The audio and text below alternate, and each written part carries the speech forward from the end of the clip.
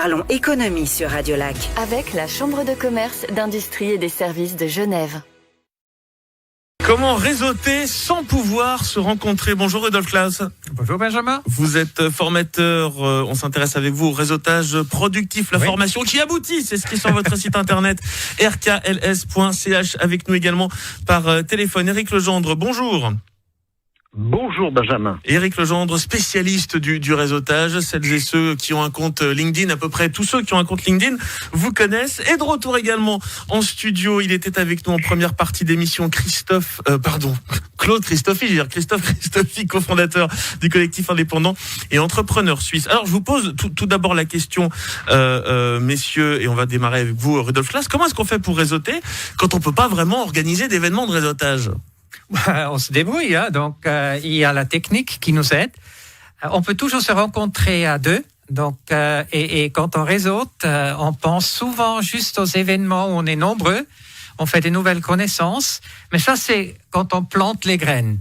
Mais une fois qu'on a planté les graines, il faut arroser. Et l'arrosage, ça se fait souvent en bilatéral. Et c'est d'ailleurs ce qu'on néglige très souvent. Et après, on dit ça fonctionne pas. Quand les gens me disent ça fonctionne pas ton truc. Déjà, c'est pas mon truc, et c'est parce qu'on n'arrose pas. Et arroser, donc... Ça veut dire que moi, j'ai rencontré quelqu'un une fois dans un grand événement, et là, je l'appelle, je lui dis, ça va, un petit café? Exactement. Et ça va un peu au-delà de... Mais c'est LinkedIn ou c'est Tinder, votre histoire, dites donc? Là, c'est votre sens tordu, hein, Benjamin, donc... C'est de nouveau, on a déjà parlé des besoins tout à l'heure. Moi, j'ai besoin de savoir ce que vous cherchez, comment on peut vous aider. Donc, c'est le premier élément dont on doit être capable de communiquer ce qu'on cherche.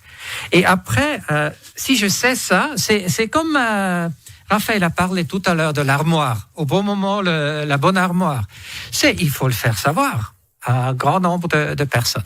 Comme souvent, le savoir-faire, le faire savoir, vous allez dans ce sens, Éric Legendre? Exact. Tout à fait. Je rajouterais que, au-delà de la technique, le plus vieux des outils, c'est celui avec lequel d'ailleurs je m'entretiens avec vous aujourd'hui, c'est le téléphone. Eh bien, depuis un an, le téléphone a repris des points de façon, je dirais, énorme. On avait plein de personnes qui utilisaient surtout leur smartphone à des fins d'adresser des SMS ou des messages sur les réseaux. Et depuis la période très compliquée que nous vivons maintenant, presque un an, déjà prendre son téléphone, prendre le temps de parler avec quelqu'un pendant un quart d'heure, 20 minutes, une demi-heure, voire une heure, c'est énorme. C'est énorme en qualité de réseautage et surtout c'est profond et très humain. Et dans la période difficile, psychologiquement dure que nous traversons, et je pense en particulier à vos auditeurs qui sont des chefs d'entreprise un petit peu partout en Suisse, dans ces moments où on a des difficultés professionnelles, on a des difficultés économiques, l'humain redevient au centre. Et le réseautage et l'humain, c'est la même chose. Donc, je dirais, il y a le téléphone, il y a en effet des outils techniques comme les messageries, comme WhatsApp, comme les réseaux sociaux, enfin Zoom, Skype et tout. Mais je dirais déjà l'humain et le téléphone. Voilà. Mais quand on parle de réseautage, l'humain, il faut le mettre au centre, et là on sera tous d'accord avec vous. Mais le concept même du réseautage, c'est pas de faire les choses pour les autres, c'est pour soi. Si je vous appelle dans le cadre du réseautage, je vais pas le faire pour vous. Vous le faites pour nous deux? Vous le faites pour nous deux, c'est-à-dire que peut-être que je pourrais vous aider, et je le souhaite, et peut-être que moi de vous aider, ça va m'apporter quelque chose, ça va m'apporter des contacts en Suisse ou au bord du lac de Genève, ça va Oula, m'apporter la Clément, attention, hein. Je dirais, le réseautage, c'est toujours bilatéral. Moi, j'avais une pratique, avant les confinements parisiens, j'avais une pratique qui était tous les matins de passer une heure en tête-à-tête dans une brasserie en bas de chez moi avec quelqu'un que je ne connaissais pas, qui me faisait la demande. Bon, donc il y avait quelques temps d'attente. Et tous les matins, j'arrivais à 8h28 à pied à ma brasserie, je m'asseyais, je prenais un ou deux cafés avec une personne que je ne connaissais pas. C'est beaucoup plus intense qu'un déjeuner ou qu'un cocktail. Eh ben, c'était réciproque. Après les quelques phrases brise-glace, c'était 25 minutes chacun à peu près en temps de parole. Qu'est-ce que je peux faire pour toi? Qu'est-ce que je fais dans la vie? Et vous, qu'est-ce que vous voulez faire pour moi? Et ça, c'est totalement réciproque. Le principe même du réseautage, c'est le don et le contre-don. C'est d'aller vers l'autre et de recevoir, de donner et de recevoir. J'aimerais qu'on entende également Rudolf Claes sur cette question, parce que quand j'ai posé la question avec l'urgence, vous avez bondi sur votre siège. Oui, Benjamin, je voulais vous sauter à la gorge. Donc, c'est justement là le problème qu'on a avec le réseautage, qu'on pense qu'on doit obtenir quelque chose pour soi. Réseauter, c'est en premier lieu aider les autres. Et c'est la générosité, c'est la bienveillance qui sont l'essence de réseauter. Et quand vous faites bien ça, quand vous aidez les autres, vous voulez savoir comment vous pouvez les aider, vous créez une volonté qu'on vous aide aussi. Donc, ça me rappelle un peu le jardinier qui veut planter des roses, mais qui veut récolter des roses, mais qui n'a jamais rien planté. Dans le réseautage, vous devez d'abord planter, d'abord donner. Oui, il y a Claude qui veut aussi dire quelque chose. En face de vous, oui, Claude Christophe, allez-y. Le collectif indépendant et entrepreneur, c'est un groupe Facebook qui aujourd'hui regroupe près de 10 000 membres. Et parce qu'il y avait ces besoins, ces demandes, j'ai été mis en contact avec le monde politique et depuis, je suis en contact avec le Parlement. Mon réseau, il a augmenté de 500 personnes en 9 mois par l'intermédiaire du travail que je fais pour aider les entrepreneurs. Et ça crée justement un cercle vertueux. Et d'ailleurs, là, j'ai envie de remercier les parlementaires qui me répondent. Parce que moi, sur les 63, je crois, parlementaires francophones, j'en ai un tiers qui me répondent régulièrement, avec qui j'ai des échanges mails depuis 10 mois, où on cherche à avancer pour faire évoluer la cause des entrepreneurs en Suisse. Encore faut-il savoir créer un réseau, Covid ou pas Covid. Comment est-ce que l'on crée et surtout entretient son réseau ? Alors, on le crée en rencontrant des gens et vous pouvez déjà poser la question avec qui pourrais-je parler de votre part. Donc, c'est comme ça qu'on peut faire agrandir très vite un réseau.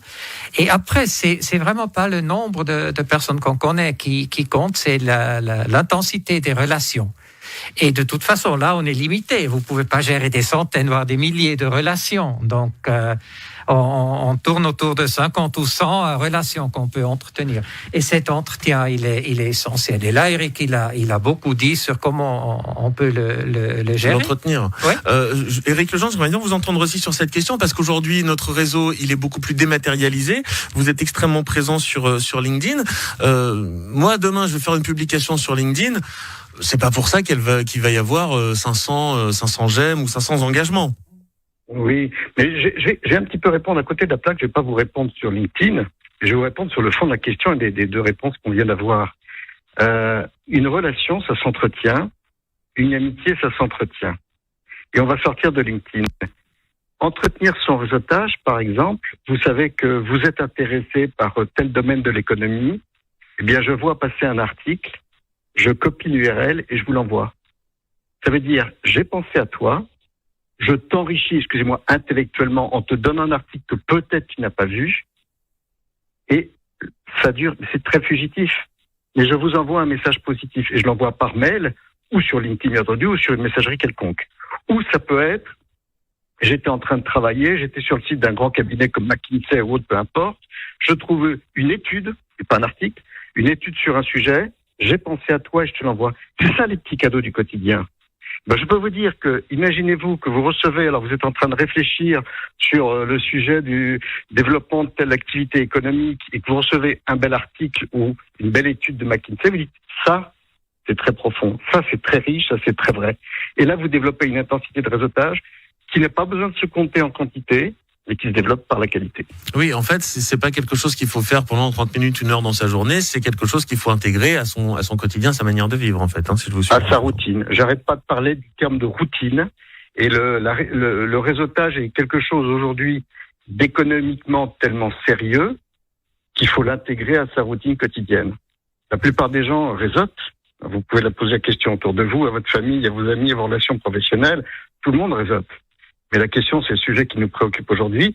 Est-ce que vous réseautez bien, moins bien, moyennement, plutôt pas bien ou mal? Alors, ça tombe Donc, bien. pour passer d'un mauvais réseautage à un réseautage plutôt qualitatif, il faut investir, je dirais, de l'efficacité, du temps, de la qualité relationnelle. Sinon, c'est du temps perdu.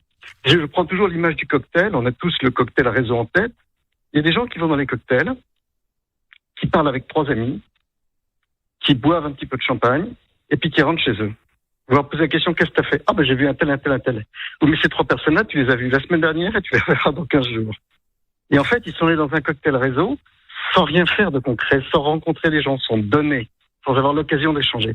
C'est ça le sujet. Et c'est vrai que c'est ce qu'il faut avoir toujours à la base de cela. Alors ça tombe bien parce que Rudolf Claes vous proposez des formations. D'ailleurs, il y en aura une en partenariat avec la CCIG qui aura lieu le 25 février. Et vous avez sur votre site internet rkls.ch un formulaire. Oui. Qui est très simple, qui consiste à dire voilà ce que vous recommandez régulièrement, ce que vient nous dire Eric Legendre, un article à des gens. Comment vous réseautez finalement? Alors j'organise surtout des soirées de réseautage où tout le monde peut venir. D'ailleurs, l'hétérogénéité est une marque de ces soirées, et je l'ai fait maintenant à distance. Donc je l'ai fait la première avant-hier. Vraiment avec un accent sur l'échange entre les personnes, sur l'interactivité, parce que des webinaires, des présentations, on en a marre. Et ça a été grandement apprécié des gens. Donc ça, c'est ma plateforme, parce que je pense qu'on peut expliquer la technique, mais je veux surtout donner aux gens une opportunité de réseauter, de le faire. Mais alors justement, j'aimerais, et malheureusement, je vais devoir vous demander de le faire d'un mot. Comment est-ce qu'on fait? Parce que vous avez un questionnaire, je l'ai rempli. Alors il se trouve que moi, je suis là où se trouve la majorité des personnes. Je réseaute, il faut bien, mais ça ne me convient pas vraiment. Alors comment on fait pour améliorer ça? Parce que je le fais déjà, je réseaute. Alors, essentiellement, dans notre communication, on devrait être très clair, très précis, en disant ce qui nous rend uniques ou différents des autres et comment on peut nous aider. Avec ces deux éléments, vous avez les informations pour les autres, ceux qui veulent qu'ils puissent vous aider. Et après, la question que je pose tout le temps, c'est qu'est-ce que je peux faire pour vous?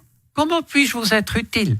C'est la question que je pose tout le temps, et ça donne des entretiens, je vais vous dire, merveilleux. C'est la question que vous posez, Claude Christophy, sur le groupe Facebook que vous entretenez. Oui, tout à fait. Le groupe Facebook pose tellement de questions, il y a tellement de besoins que ça m'a motivé à prendre contact avec le Parlement. Donc les 63 parlementaires francophones. J'en ai un tiers qui me répondent depuis 10 mois. J'ai des échanges réguliers avec eux. Il y en a même avec qui j'échange des SMS, avec qui je téléphone, avec qui j'ai des discussions informelles, qui me disent ce dont ils ont besoin pour mener leur action à Berne, parce qu'ils ont besoin de soutien, ils ont besoin que l'information, elle tourne pour que leur position puisse avoir plus de force. Et dans les exemples de réseautage, je suis en contact maintenant avec Stéphane Manigold de Paris, du collectif Restons Verts, avec Giovanni Patry de Rescue PME au Luxembourg, et j'essaye d'élargir le tissu d'entraide, parce que ça dépasse la Suisse, la problématique dans laquelle on est. Bien sûr, bien sûr. Et je vais d'ailleurs remercier celles et ceux qui ont participé à cette émission, à commencer par vous, messieurs. Rudolf Claes, vous êtes formateur, je le rappelle, avec cette formation proposée en partenariat avec la CCIG le 25 février. Eric Legendre, spécialiste du réseautage, merci beaucoup. Merci. Et je vous remercie également, Claude Christophy, cofondateur du collectif indépendant et entrepreneur suisse. Parlons économie sur Radio Lac. Avec la Chambre de commerce, d'industrie et des services de Genève.